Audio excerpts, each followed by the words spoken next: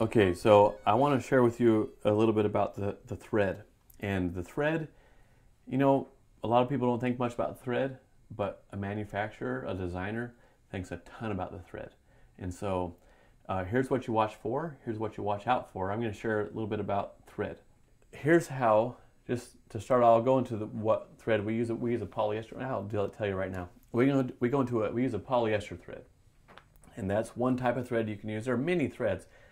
But polyester is what they use for sails on ships. It's what they use for parachutes. It's what they use for work boots.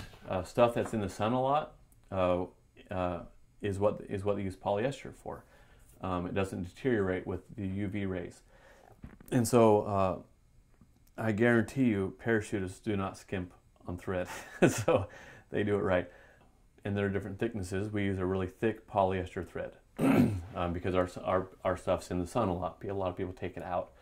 Now there's nylon thread, which is a lot less expensive. It's really good. Nylon thread's good.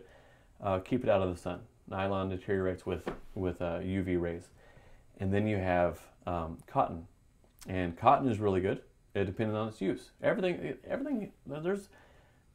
Things are good. It's just you got to use it right, not use it in the wrong places. Cotton, for instance, these little cotton balls like this. They have all these short little fibers, or you can get the long cotton balls, like in Egyptian cotton. You can get, they have the longer fibers. You can get, this is mainly North America, you get these short little fibers. And so you get these little fibers, if you use the cheap stuff for the wrong use, and you got to join them together. They kind of overlap a little bit, and you get a kind of thick spot. And then you have another one, and you join them together. These thicknesses. See that? And then you try and wind these things together, and it gets real fat. And so because of these little joints, they get fat. So if you want a fine thread, you have to use longer fibers. That's the whole idea with these. With this, the good cotton, it's just, for instance, you get these long, you get a joint here, and now you can get a really long thread and it's real small, it's real thin, and you can get several of these and wind them together, and then you have a really strong thread. So what we do with polyester is since it's synthetic, they can have this really long thread, and then they get a really long filament, another filament thread or whatever, and you get another one, and you have 4 or 5 depending on how thick you want it, and they don't have those little joints to fall apart. And so we use the polyester thread because it's these long continuous filaments, UV resistant, and it's really strong stuff. And you wouldn't know it, but we use the best thread. Also it's hard to tell the difference. Like way back when I was having my bags made, when I first got married and we moved to Mexico and all that, for a while to find someone to make our bags, I found a guy, real smiley eyes, named Carl, and he's a really nice guy. And I went in there and I said, hey, I was paying for polyester thread, went back to the sewing machine, and I noticed it said nylon thread.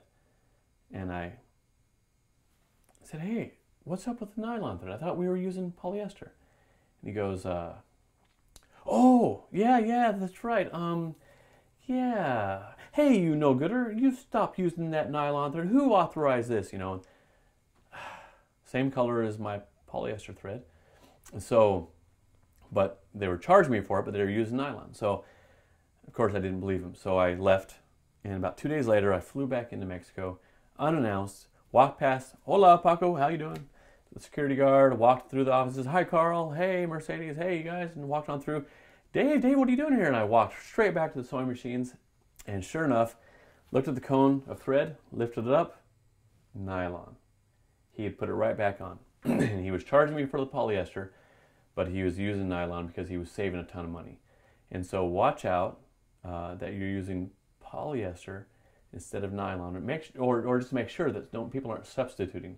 That's the killer doing manufacturing in a lot of places, is that they substitute materials. So that's why we started our own stuff, making our own bags, because we're not substituting. Also, let me tell you a little bit about the stitching.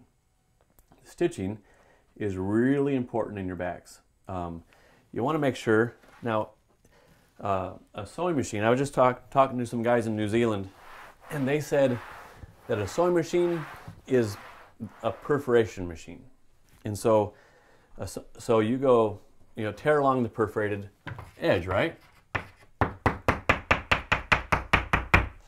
So tear a piece of paper. It's a perforation machine. And so they said on sales, for the strength, they said the fewer the holes in a row, the better. And so when you get someone, so for those of you knocking off my bag or my stuff, at least do it right. So I'm using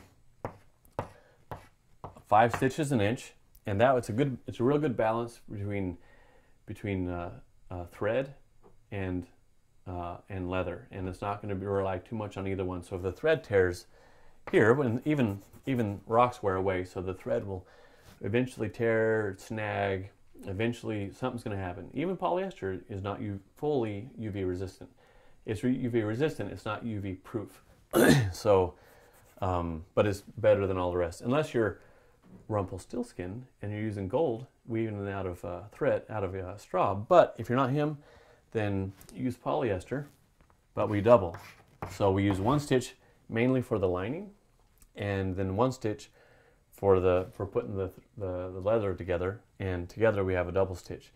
And in some place, and then we get to the end, then we double back again, and then we double back again. So we have a wad of leather or wad of thread here at the end of the stitching, instead of just ending and then of course we burn the tip of the thread. So make sure they're also, if you're knocking me off, make sure you burn your thread. So anyway, that's our stitching.